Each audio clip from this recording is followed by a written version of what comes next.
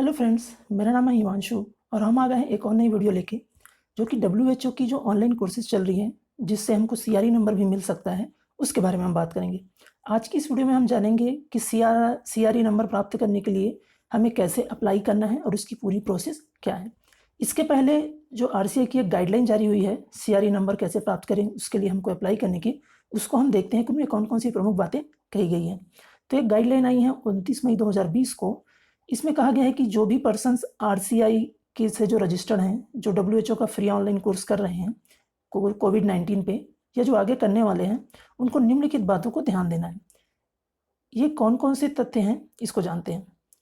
पहला, all RCI certified professionals and persons has to complete minimum 10 WHO course out of 12 course. Course number 1 and 6 are mandatory for all professional and personal. इसमें first में कहा गया है कि जितने भी आरसीआई रजिस्टर्ड जो कि पर्सन है जो ये कोर्स कर रहे हैं, उनको डब्ल्यूएचओ की जो 12 कोर्स अवेलेबल है उसमें से मिनिमम 10 कोर्स करना ही करना है। साथ ही कहा गया है कि जो पहला और छठवां कोर्स है वो कंपलसरी है, जैसा कि हमने अपने पहले वीडियो में बताया था। वहीं यदि दूसरी गाइडलाइन की बात करें तो दूसरा कहता है कि एक कोर्स आप एक ही दिन में कर सकते हैं, मतलब एक दिन में आप केवल एक ही कोर्स कर सकते हैं, 2 कोर्स नहीं कर सकते। तीसरी गाइडलाइन कहती है कि डब्ल्यूएचओ की जो बेसिक डिटेल्स हैं कोर्स की क्या हैं, जब उसको आप कोर्स कंप्लीट कर लें उसके बाद जो आपको रिकॉर्ड ऑफ अचीवमेंट या सर्टिफिकेट ऑफ पार्टिसिपेशन प्राप्त होगा, उसे नीचे दिए गए जो निर्देश हैं उसके अनुसार आरसीआई की एक ईमेल आईडी दी गई है regrcipwd@gov.in। इसमें आपको वो सारे डॉक्यूमेंट्स, मतलब जो भी सर्टिफिकेट या अचीवमेंट सर्टिफिकेट या सर्टिफिकेट ऑफ पार्टिसिपेशन डब्ल्यूएचओ के ऑनलाइन कोर्स से आपको प्राप्त होगा वो, और अन्य जो नीचे डिटेल दी गई है कौन कौन से डॉक्यूमेंट सबमिट करने हैं, उन सबको आपको पीडीएफ के फॉर्मेट में मेल करना है। आगे देखते हैं और कौन से इंस्ट्रक्शन दिए गए हैं। Fourth, a separate certificate for reward of 50 CRE points to the successful candidate will be issued by the council. जब आप ये एप्लीकेशन सबमिट कर लेंगे तो आपको सेपरेटली एक सर्टिफिकेट इशू किया जाएगा जिसमें 50 सीआरई पॉइंट्स जो आपको मिला है उसके बारे में जानकारियां स्पष्ट रहेंगी। वो एक सर्टिफिकेट रहेगा जिसका यूज़ अब बाद में जब आप रिन्यूअल कराएंगे तो कर सकते हैं, जिसमें स्पष्ट उल्लेख रहेगा कि आपको 50 सीआरई पॉइंट दिए जा रहे हैं। लास्ट में कहा गया है कि head of the RCI approved institutions department are advised to encourage their teaching and non-teaching staff to undergo these courses last by 13th of June। मतलब इसमें कहा गया है कि जितने भी रिकॉग्नाइज इंस्टीट्यूट या यूनिवर्सिटी हैं वो अपने टीचिंग या नॉन टीचिंग स्टाफ को ये प्रेरित करें कि वो 30 जून के पहले तक ये डब्ल्यूएचओ का जो ऑनलाइन कोर्स है वो कंप्लीट करें। तो मान के चलिए यही 30 जून ही हम सभी जो स्पेशल एजुकेटर हैं उनके लिए भी ये लास्ट डेट है, तो 30 जून तक आपको ये कंप्लीट करने हैं। अब आइए देखते हैं कि इसमें एक एप्लीकेशन फॉर्म भी दिया गया है कि कैसे उस एप्लीकेशन फॉर्म को हम भर के अपने सारे डॉक्यूमेंट के साथ भेजेंगे वहाँ तक। तो ये है proforma for submission of information in respect of completion of WHO online courses on कोविड-19 by RCI's certified professionals and personals to avail CRE points. तो ये फॉर्म में सबसे पहले आपका नाम, name of the candidate, address and pin code, contact detail, phone number, mobile number, email address, rehabilitation qualification, आपने क्या किया है, डिप्लोमा किया है, डिग्री किया है या मास्टर्स किया है, आपका सीआरआर नंबर। फिर उसके बाद दिया गया है details of the WHO course completed by the candidate. इसको हम ध्यान से देखते हैं। तो कैटेगरी ऑफ कोर्स फर्स्ट है, then description of the course, then duration, then status. First है कंपलसरी कोर्स। कंपलसरी कोर्स जैसे हमने पहले देखा था कि course number 1 and course number 6 compulsory थे, तो आपको डिटेल ऑफ द कोर्स में कोर्स का नाम दिया गया है।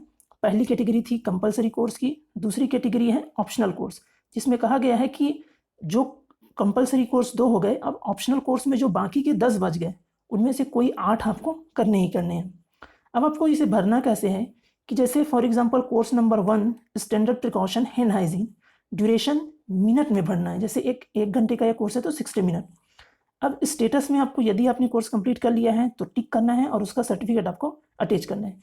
इसी प्रकार ये सारे कोर्स की डिटेल आपको भरनी है, कोर्स के सामने उसका ड्यूरेशन और उसका स्टेटस। मान लीजिए यदि कोई एक कोर्स आपने नहीं किया है, फॉर एग्जांपल यदि आपने कोर्स नंबर 3 नहीं किया और उसके बदले कोई दूसरा कोर्स कर लिया, तो कोर्स नंबर 3 के सामने की जो बॉक्स हैं ड्यूरेशन या फिर सर्टिफिकेट, उसमें आप उसको ब्लैंक छोड़ सकते हैं या क्रॉस कर सकते हैं, ब्लैंक छोड़े तो ही अच्छा है। अब जब ये आपने कंप्लीट कर लिया, ये फॉर्म पूरा का पूरा भर लिया, तो नीचे इस नोट को ध्यान से देखिएगा, जहाँ पे नोट लिखा है, यहाँ पे लिखा है all certificates record of achievement are certificate of participations issued by WHO with clear visible image of barcode appeared in the certificate to be scanned, no photographs, and submitted to the council in PDF binder. इसमें कहा गया कि जो भी certificate आपको मिला WHO की course attend करने के बाद, चाहे वो रिकॉर्ड ऑफ अचीवमेंट हो या सर्टिफिकेट ऑफ पार्टिसिपेशन हो, उसको जिसमें बार कोड काफ़ी क्लियर हो, आप उसको PDF बाइंडर में, PDF के फॉर्मेट में आपको जो ऊपर दिए गए जो एक ईमेल था जिसके बारे में हमने बात किया था, उसमें आपको मेल करना है। फ्रेंड्स, आगे के वीडियो में हम देखेंगे, जस्ट इसके बाद बहुत जल्द एक दूसरी वीडियो आएगी जिसमें हम देखेंगे कि PDF बाइंडर होता क्या है और जो PDF जो हमारे पास है उसको कैसे हम बाइंड करेंगे।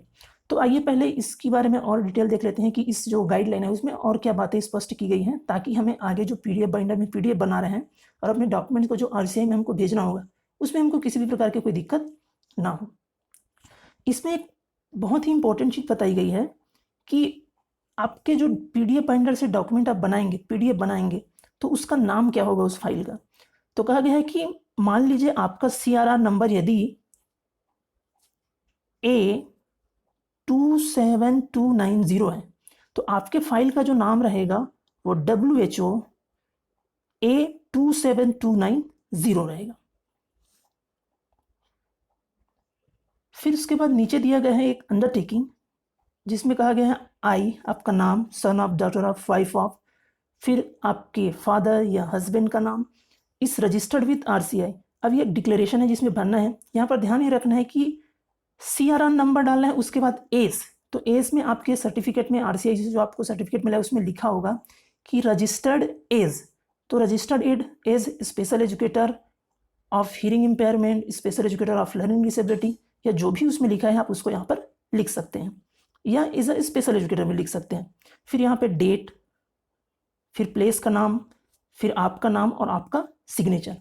तो ये बेसिक जानकारी आपको इस फॉर्म में भरना है और इस फॉर्म की पहले आप प्रिंट ले लीजिए कोर्स कंप्लीट करने के बाद, फिर इसे फिल कर लीजिए।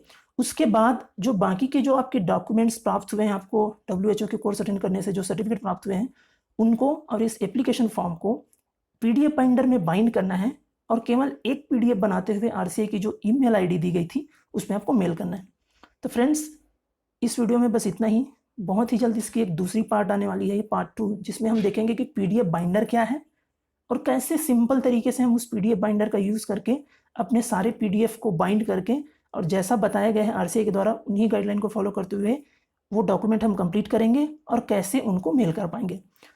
तो फ्रेंड्स, आज के वीडियो में इस वीडियो में इतना ही। अगर आपको वीडियो अच्छा लगा हो तो इस वीडियो को लाइक करिए, अपने अधिक से अधिक मित्रों तक शेयर करिए।